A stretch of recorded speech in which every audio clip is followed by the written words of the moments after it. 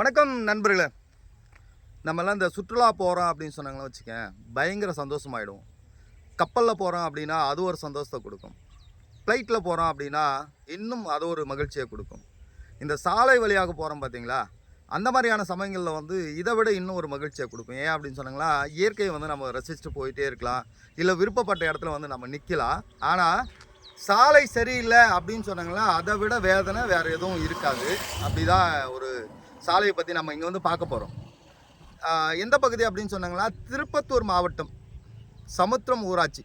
இந்த சமுத்திரம் ஊராட்சியில் நம்ம வந்து ஜலக்காம்பாறை கூட்ரோட்டில் இருந்து பிச்சனூர், சின்ன சமுத்திரம் என்று சொல்லக்கூடிய பிச்சனூர், அப்படியே வந்து கல்லுக்குட்டை வரையிலுமான ஒரு சாலை மேம்பாட்டு திட்டத்தின் அடிப்படையில் வந்து ஒரு 54 லட்ச ரூபாய் மதிப்பீட்டில் சாலை வந்து போட்டிருக்காங்க.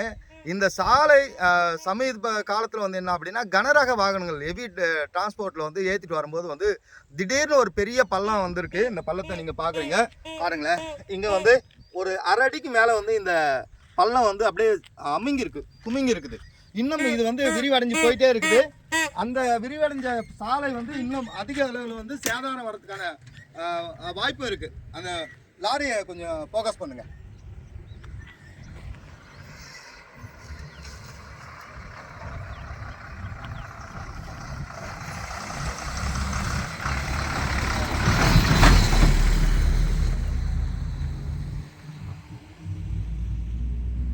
இப்போ இந்த லாரி கடந்து போனதை பார்த்துருப்பீங்க. அது எந்த அளவுக்கு குமிங்கி இதாகுது அப்படின்றதையும் பார்த்துருப்பீங்க. இதே நிலைமை நீடிச்சுது அப்படின்னு சொன்னாங்களா, இந்த சாலை வந்து முழுவதுமாக இந்த பகுதி வந்து சேதாரம் அடையும். பக்கத்தில் வந்து கல்வெட்டு இருக்குது. இந்த கல்வெட்டும் வந்து நமக்கு வந்து டேமேஜ் ஆகிறதுக்கான வாய்ப்பும் இருக்குது. இந்த சாலை வழியாக தினந்தோறும் வந்து என்ன அப்படின்னா, தனியார் பள்ளி கல்லூரி பேருந்து வேனு இந்த மாதிரி அதிக அளவில் வர்றதும் ஒரு இது இருக்குது. அதனால் வந்து அந்த குழந்தைங்களுக்கான பாதிப்பு ஏற்படும் அப்படின்னு இந்த பகுதி வந்து மக்கள் வந்து ஒரு ஐயத்தை எழுப்புகிறாங்க.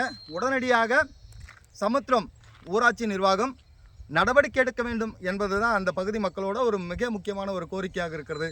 கோரிக்கை நிறைவேறுமா பொறுத்திருந்து பார்ப்போம். நம் மக்களின் குரலாக பொம்மிகுப்பம் ராதாகிருஷ்ணன். நன்றி, வணக்கம்.